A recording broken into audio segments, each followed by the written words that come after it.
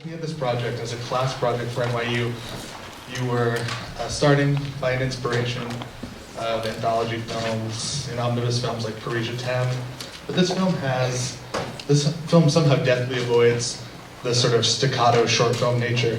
Was that something that developed naturally throughout the film, or that was intended? Well, I was sort of talking about the short films I made earlier, and I think the development starts there, where at most film schools or graduate programs, they put you through a series of assignments that are short films, and so at NYU that's the case, where in your first year you do 3 short films. The first one, and they all have different parameters to teach you different things at different times. So the first one is like 60mm black and white, no sound. It needs to be 4 minutes, or no sync sound. And then the second one is to do a documentary subject. And for me, that turned into my documentary about Saturday Night Live. And then the fourth one is to be an adaptation. So, there I was. I had been an English major and had been an actor, and I had this assignment to make a 4-minute film. And I remembered a poem I had read as an undergrad by Anthony Hecht called The Feast of Stephen. And at that time, I was acting in films, but I wasn't directing my own films or writing my own films. So I had that experience of reading something and wanting to do something with it, that the images were coming alive to me in my mind, and but at that time when I read it, I didn't know how to. They were in my mind, but I didn't know how to translate them into a film. So when I was at NYU and I had that assignment, it clicked. It was like, oh, 4 minutes. It's a 4-minute stanza. It has 4 stanzas. And I even read it out, and I knew I couldn't do sync sound, but I could record sound after. So I thought, oh, I'll just go and shoot the images from the poem, or some of them, and which already involves a certain amount of interpretation. How are you going to show the images? Which images? How do they flow together? There's, and then you're already dealing with poems. Where it's, even though it's got a sort of a narrative in it, but that poem in particular was like, there's a group of boys. It's basically a group of boys. You see them in the locker room. You see them playing basketball in the poem, and then it suddenly changes in the third stanza, and they're at an abandoned warehouse, and all these violent images start coming in. They've got weapons, chains, broken glass, gasoline. There's comparisons to. They're just teenage boys in the 50s, but there's comparisons to SS officers and this kind of thing. And so the tone starts changing, and then in the fourth stanza, they're mysteriously beating up another boy. And there's there's a comparison to Paul in the Bible, who before he became Paul, he was Saul, and he carried the coats of the Roman soldiers as they killed the Christian martyrs. So all that was going on, but you have to but it was just kind of a group, so you have to tease out characters. How are you going to represent them? Once you start making the images, you have to make decisions like who, 1,000 decisions are already made when you cast, whereas in a poem, maybe you describe the hair, or if that, or whatever. But once you cast, it's like you're describing the hair, eyes, everything. And so it was a really interesting process to go to images. And then I found once, sorry, it's just such a long answer, but once we shot it, I realized, the poem had been translated into a new medium. And that I didn't need to read the poem over the top of it, that it was a poem of images. So the images and sounds were replacing some of the stanzas. Exactly, and so it had become its own thing. And then, so the second poem I did was Herbert White with Michael Shannon, and in that one, I learned something from the first one, but then we put a little bit of the dialogue from the poem, so a little bit of it was creeping in. The third one I did was the poem called The Clerk's Tale, and it's about two guys just working in a Brooks Brothers store. It's very simple, but underneath, you get a sense that one of them has had a breakdown and he's just trying to cope with the world by working in this store. And we actually wrote out some of the lines of the poem at the very end of the movie. And so I had all these different ways that the poems were working with the images. Sometimes you would hear a little bit of the poem, sometimes you see a little bit of the poem, sometimes you didn't need any of the poem, the images, took over. Finally, I did the feature film, The Broken Tower, about the whole life of the poet Hart Crane, and in that movie, you had poems represented in many different ways. And so sometimes you had a poem read in voiceover that corresponded to the images, but only in mood. So like the poem would be describing an icy land that maybe is a metaphor for an interstate. But the images would be the character not in an icy land, but in a suicidal state that mood, so the feelings corresponded. Sometimes you have a poem about the Brooklyn Bridge, and then you see him on the Brooklyn Bridge, or sometimes you'd have the character actually reading the poems, and then sometimes you'd have the poems printed out. So there are all these ways to represent poems. So then, I'll finish up real quick. So then I thought, well,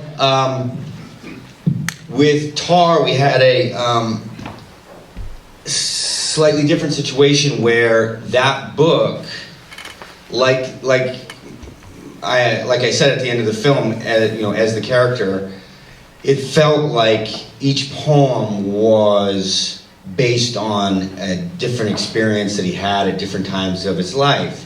So we could already see that there was something to pull out, that we could pull out a kind of a through line. It seems very much inspired by memory. It seems to be Exactly. by memory from the very Exactly. And so I think the trick or the aim, one of the aims was for, well, as a class what we would do is each person would adapt his or her piece, but then we'd all discuss it each step of the way. And that's what you do in a normal MFA program where everybody brings in his or her work, the class critiques it, but this had a slightly different slant because the critiques were no longer, well, I see what you're doing with your isolated piece, and this is what I think about it, and here's some criticism. It was more, well, how is that going to fit into the big picture? Part of exactly. The piece as a whole, right? Exactly, and then people would start looking for connections, like, oh, he has that relationship with her there, then maybe we can build on that in this one, or that kind of thing. Yeah.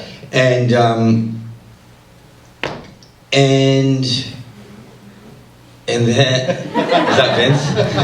And then, yeah. So that, I don't know.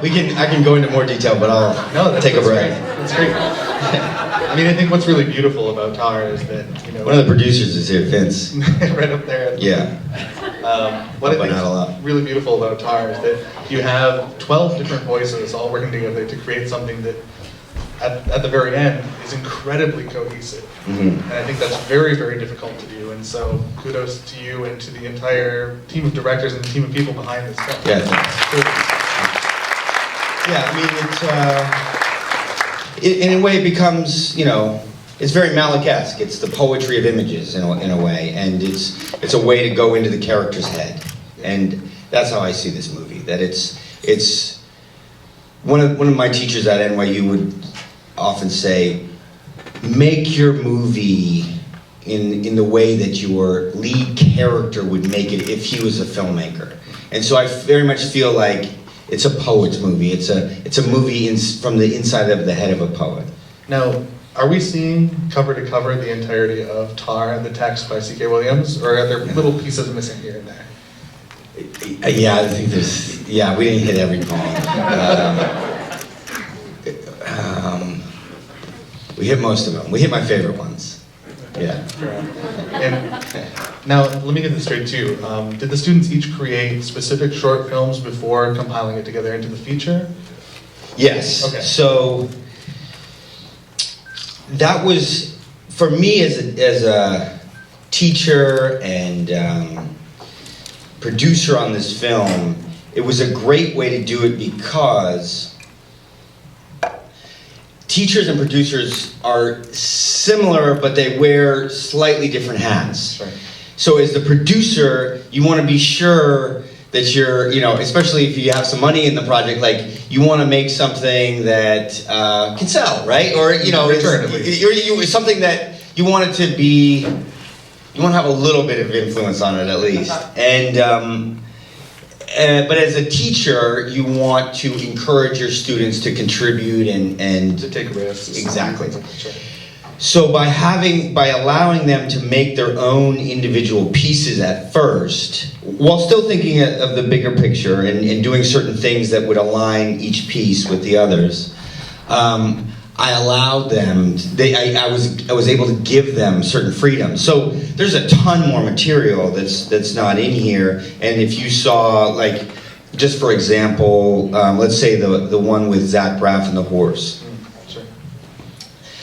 That's one of the most beautiful ones that when it stands alone. And there's this whole other, a whole bunch more material where you see Zach's character who has some illness, you don't know what it is, but basically his demise parallels the horse even more, and you see it kind of more step by step. And so now that student has that, and he's off getting grants with that, and that kind of thing. But then, so that's great, and he got everything he needed, and then we can also fit it in here and make it work for the bigger. So obviously this class and this project for an aspiring filmmaker or a young professional, it's kind of like the opportunity of a lifetime. Not only to work. Well, they better be grateful. I mean, I teach a lot of classes at a lot of different schools, and sometimes they're great, like this class. Sometimes I don't know what they're thinking. Like they think they're just gonna get to work with Jessica Chastain every day and set the bar pretty high with this. Yeah. So like working with you and some of these film schools, what the heck? We've got this amazing cast, this amazing team behind this film. Yeah, I mean, we just did one. So I've been doing a lot of these, and they all take on slightly different shapes and approaches. But we just did one at UCLA based on a book of short stories now by a guy named Robert Boswell, who's my teacher, and got Natalie Portman and Kristen Wiig and Jimmy Kimmel, James Franco was in that class. So, from a student's perspective, though, this is really an incredible opportunity. But I'm wondering, from your perspective, what is it that you gain from the process, teaching the class, or from the students themselves that makes you want to do it and do it again? I like staying. There's a lot of reasons. Obviously I love school. I went to a lot of schools. People were probably going to put me in an institution if I went to any more as a student. So one way to go back was to teach. And so I just love being in that environment. But another thing it does, it just keeps me engaged with, people that are making films for the right reasons. I find that most graduate students, I found a couple that aren't so pure, but most graduate students it's very pure. They're making movies to be the best directors possible, and none of the business side of it has really kind of come into their lives yet. And I love being in that place and working with those people because it's for the love, and everything's new, and it's just exciting. They're excited, so I get excited. But the final thing is kind of what I was talking about before, where I love collaboration. I learn from collaboration, and I learn by working with my heroes, and I learn by working with people that haven't been doing it that long, and so I get a lot out of it in that way. And then the final thing is there's any young filmmaker, actor, whatever, when he or she is starting out his career, of course, they're working hard. They're trying to, just get a break. They're trying to build their career, get opportunities. And so you just end up spending a lot of time working on yourself, thinking about yourself, which is fine. I mean, you need to. But I got to the point where, you know, I had 2 stages in my career. One where, or I don't know, a bunch of stages, but there was one where I was very disappointed with things, and then there was, you know, another stage where I was like, I could look back and say, oh, holy cow, I got to work with Gus Van Sant and Sean Penn and Danny Boyle and, you know, 4 movies with Sam Raimi, and, you know, like I had the best opportunity, all of my favorite directors, all of my favorite actors. I worked with them. So if I was honest with myself, I could say, you know what, you've had a pretty good life so far, and you know, but there's still this thing in Hollywood, in any business, where it's like, well, you got to get the next big thing, but you know, and it's draining. It's draining to always think that way, and so by teaching, it can put my energy in a different direction and not think about my work all the time, and I can look at other people's work, and it's just a relief not to have to think about yourself for a little bit. So it sounds like you do have plans to either repeat the same class or do another similar one in the future? Oh, we got like a ton. We have. Where are you heading next? We should come to Austin, but I'd love to. College just across the way. Yeah, you guys are good filmmakers, but we have one at USC that's based, sort of inspired by Borges stories. We have one at UCLA that's the Robert Boswell short stories. I have one I was telling you about at the new one at NYU is all these unproduced Harmony Korine scripts that he wrote when he was a soon-to-be dropout at NYU when he was like 18 or 19, and so I took all the scripts he wrote back then and took them back to NYU where he had dropped out, and now we're bringing him back and making those films. So we're gonna do that. Can't wait to see it. Yeah, it'll be cool. We'll bring it here, and I did one at CalArts that was based on this weird kind of memoir / non-fictional history of this suburb called Holy Land. Yeah. Yeah, great. I have one more question for you, and then we'll bring the lights up a little bit and open it to the audience. But this film was set in Detroit.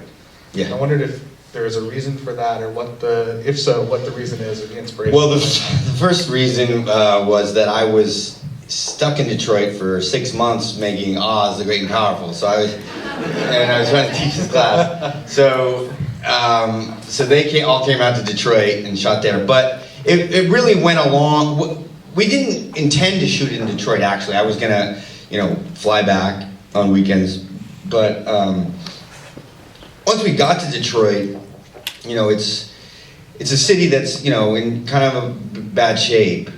But we realized, it's sad but true. I think they call it, it's like, there's a name for it now because everybody photographs all the rubble there and, just the decay, because it looks so great on camera. It's like rubble porn or something. They have it like, that's what they call it. But Detroit as a city has a way of kind of aligning past with present, doesn't it? Yeah, and so it was a way to have to help add to the unification of the look, and that it would also be distinct in ways. So we thought, yeah, let's bring them out. So Google it. That's not quite the term. James Franco told you to. We can start that right now. Rubble porn. Rubble porn. It exists. So without any further ado, Jason, if we can bring the lights up just a little bit so we can see smiling faces, that would be awesome. But feel free, even now, to raise your hand. We have a hand right here. I have a question. Since there was 12 different directors working with that, did you kind of spell out those scenes, or did they kind of pick that themselves? How did people work on what material? Did they pick their own personal scenes that they shot, or did you kind of help them figure that out? Right. So they picked their individual pieces, and the way that worked was we had the book of poems, and they each read it, and then I'd just say, all right, pick your top 2 or 3, and then we came together as a group, and then we just say, all right, what do you want to do? What do you want to do? What do you want to do? And it worked out pretty well. There weren't people really fighting over any one poem, and then we just go through, you know, a regular adaptation process where once they had their poem, they write a treatment, and then what I found when I collaborate in a group like this is it's great when everybody is involved with each step. And in that way, I actually don't have to do, as the producer and teacher, I don't have to be so forceful. I don't have to shape it, because the group starts to shape it itself, and they start to just come together by going through each step of the way. So the treatment, and then first draft, everybody comments on the first draft, and the second draft, and everybody does that. And then the thing I do as a teacher that I love, and every class I introduce this to loves it, and they learn so much from it, is I have them go out, once they have a pretty good draft, I have them go out and shoot the entire thing on cheap video, and they don't use any of their real locations, they don't use the real actors, and they should not spend any money, but they go and shoot every shot that they're thinking about, or at least approximations of the shots, and then edit it together, and they bring it in. And for young filmmakers, it's a great exercise, because filmmaking isn't, filmmaking is going out and working with a crew. You're on, locations. You as the director are the center. You're orchestrating all of this. And to go out and do that is like a rehearsal for the director. Not, it's not just sitting at your desk and doing storyboards and I think I want that shot. It's like, let's go out and really do it. What are you going to see? And how are you going to actually achieve that? And then also what it does is it allows you to experiment without all the pressure of real money being spent. You've got Mila Kunis on set, you don't want to screw it up. So there, you just go and try things. Oh, I was thinking about this crazy shot, and you just try it. And for me as the teacher also, it's great where if a student comes in, they've got something they're just dying to do in the script, like, oh, I gotta have that shot of the leaves floating or whatever. And I'm just like, well, yeah, but this movie has nothing to do with leaves. You're in, Alaska. But they're like, no, I really want to do it. Okay, put it in the test, and we'll all, because I write, but I'm not a huge. I don't love belaboring scripts. I like to get to the screen and get to the filmmaking part of it, and I guess because I come from an acting background, I like to put things on their feet to really test them out. Rather than people going back and forth like, well, Sid Field said that the third act is supposed to start here, da-da-da-da-da. Like, let's just go out and try it, see if it works. And then we can all look at it and really see if it's playing or not, or if it's, So we all go do the test and then watch them all together and feel out how they play, and then they do one more draft of the script and then go and shoot them. But then the scenes that were shot, so these, I was trying to explain is, this is not everything that was shot. This is just selected moments from each of them. But if we played all of them together, it'd be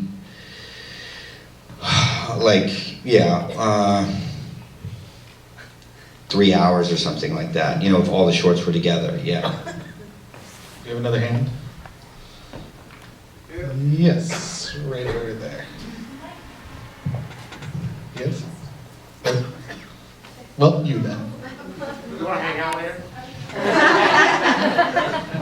Yeah, we're going somewhere. And then, we might do another thing. Should we talk about that? Sure. I have this other movie that I actually really wanted to show here because it's, I like showing movies that have energy and that kind of, I like showing, delicate things too, but we have this movie called Interior Leather Bar that premiered at Sundance. It's really cool. And they'd love to show it. So I'm actually going to come back to Austin on Sunday for the Spring Breakers premiere. And then maybe we'll do a screening here of Interior Leather Bar. That'd be fun. Yeah, so we can hang out. Do you want to tell the audience where you're going tomorrow morning? Oh, yeah, I'm getting a star. Yeah. Hollywood Walk of Fame. Paid a lot of money for that. Just kidding. Another question.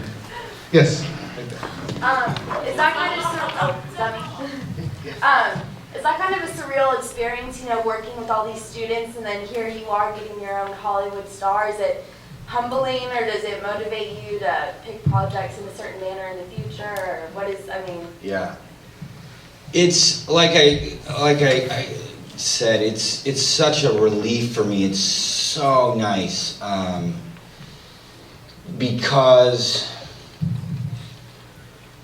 when I sit there and they're all, they're graduate students, so they're all pretty accomplished. If they're in these programs, they've earned their place. So they're pretty good. But they still haven't made, I've been acting for, 16 years professionally, so they haven't made as many movies as I have. And so to see them learn and, problem solve and then get to, work with these great actors, all of whom say, that they had the best experience because it's like reminds them like, oh yeah, this is what it's all about, just doing it because you love it and you want to make good movies.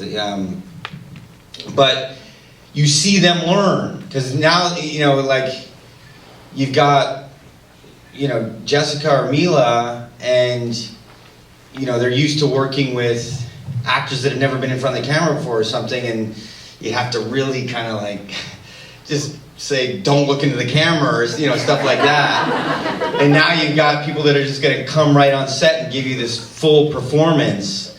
And they're like, oh, that's how it works when you work with like experienced people. And so it is kind of trippy. There is the experience of different worlds colliding, but it really has saved me in a way. It keeps me, excited and not jaded and not feeling like in some stupid rarefied place or something like, or disconnected from what I love about film. Just the art of it. Balcony. Yes, up in the balcony. Hey, I know you guys said that this was still like a work in progress. Yeah. But like when the movie is finished, or like what are you guys gonna do with it? Like have you guys thought of like distribution? Yeah. So we'll sell it. I mean, the nice thing is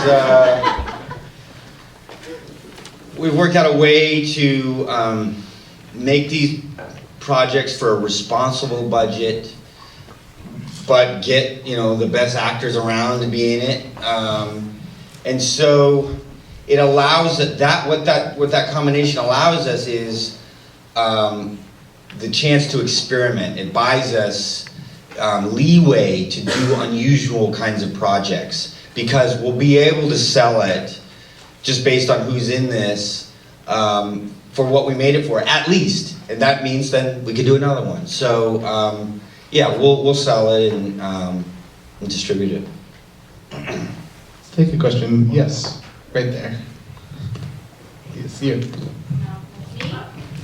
I'm just going to take the mic and pretend you called me. And then pass it to the person behind you.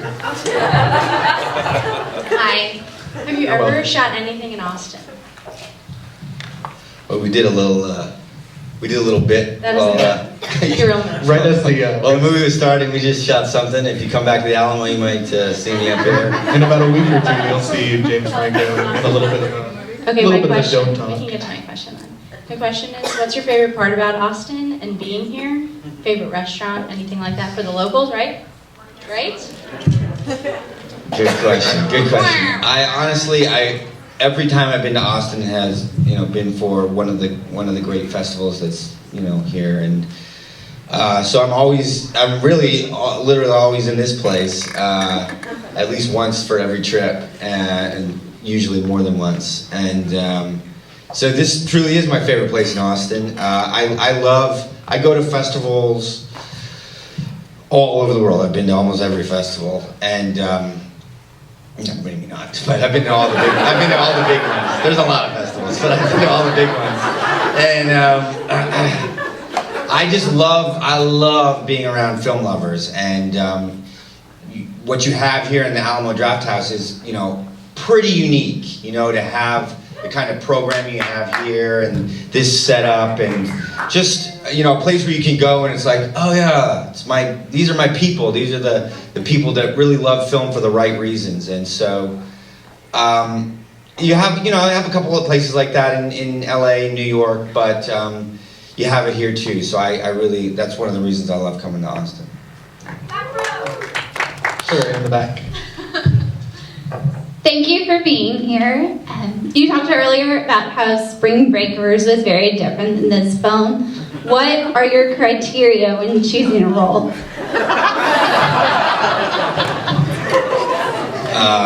Well, Selena Gomez has to be in the movie. That's my new criteria. Just kidding.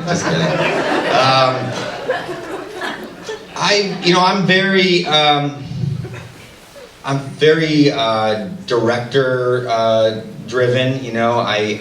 I came to an understanding about 8 years after I'd been making movies that it is a director's medium. I feel like it really, not to say that it's not a collaborative medium. I also believe in that very much, but that all the movies I've worked on that have worked the best are when it's director driven. And so that means that when I look for a project as an actor, I want to work with directors that I trust or believe in, and that's really the most you can. One of your biggest creative decisions as an actor is to say yes or no to a project, because you don't know. It goes through so many stages. So many people work on a movie that you can't control the end product, and you certainly can't control it as an actor.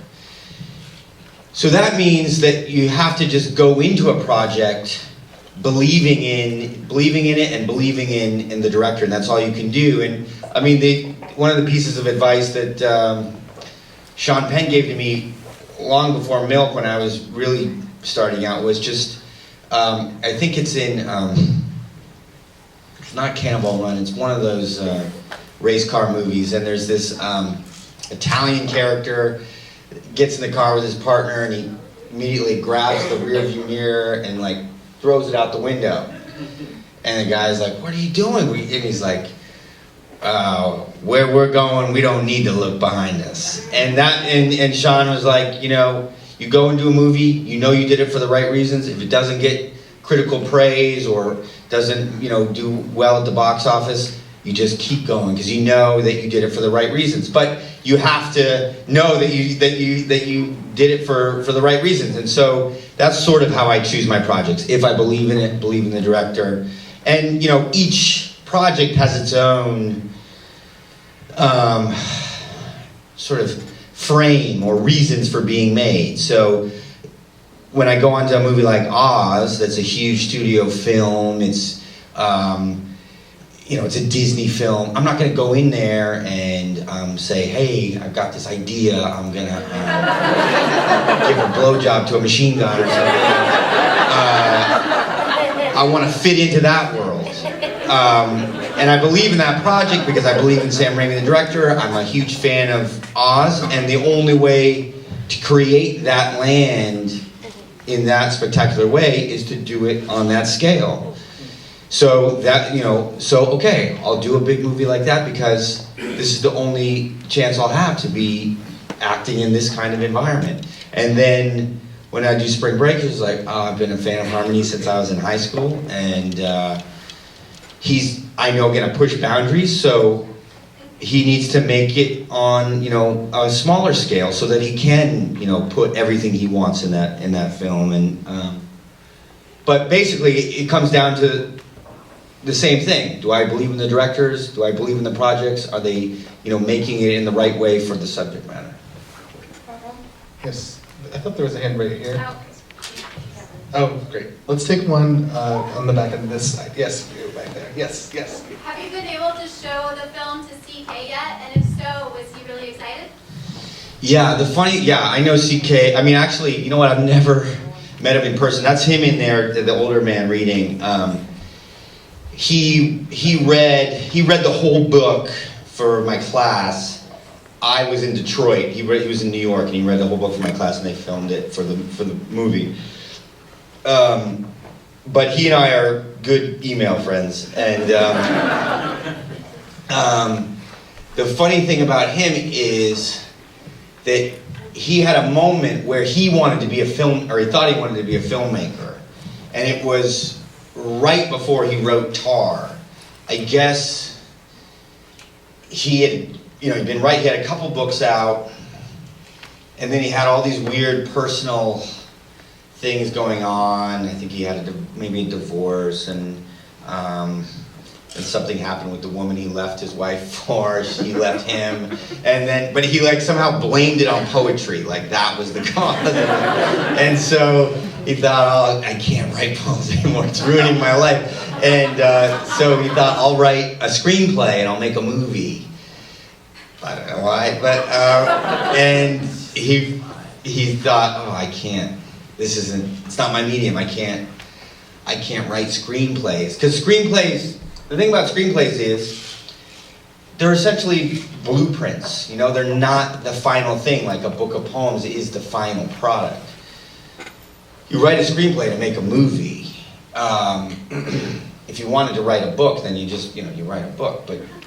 And so I think for him, it was weird writing. He didn't say this, but my guess is it was weird just writing something that is not the final thing, but needs to be, made into something else.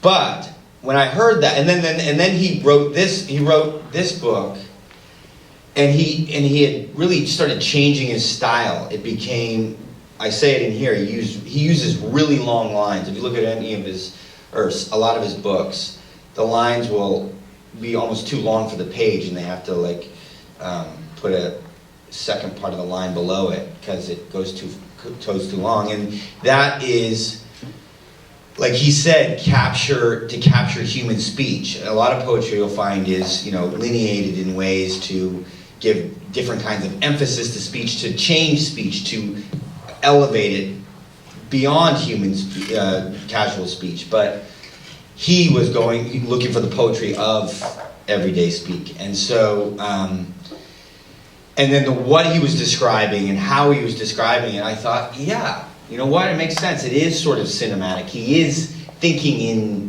terms of scene and character. And so I had already chosen Tar, but when I heard him say that, I thought, I think I made a good choice. Sounds like it really was the perfect fit. Yeah. Do we have maybe one more question? Yes, back there. I saw a hand shoot up. Yes, you. Are you still producing the undergrads web series? I don't know, Vince. What? Maybe? No. That was a quick one. One right over there. Yes. I'm curious about the timeline. We had, by the way, we had a great We'll come back to you. series of episodes for that, and the problem was we shot it at a private school, so they came down on us pretty hard. Now I teach there, it's at USC, but maybe we can bring it out, bring all those episodes out. Sure, back to you. Am I back? Okay. Yep. I'm curious about the time. Are you back? I thought you were up there, sorry. The lights in my eyes. I'm curious about the timeline of when you started teaching this class at NYU and to what we just saw. How long was it? It is kind of a long process because it has more stages than a normal film. Normal film, you probably have one writer, one director. You go and shoot it, and you edit together, and boom, that's it. This has all those other stages, and then once the individual pieces were made, we go through a series of, it takes a long time to kind of synthesize, all the pieces. So we shot this over like about a year and a half ago, and we're still working on it. The second one we did was another book of poems called Black Dog, Red Dog. We're still working on that.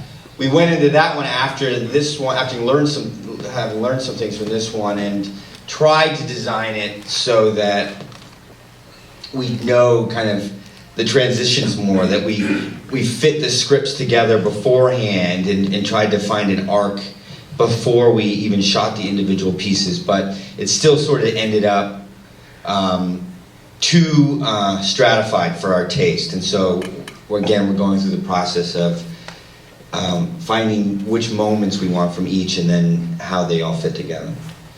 Well, with that, everyone, please join me in thanking our guests for this evening. Thank you for coming. And look out for Interior Leather Bar late night screening on Sunday. If you work it out, I'll be here. Thanks, James.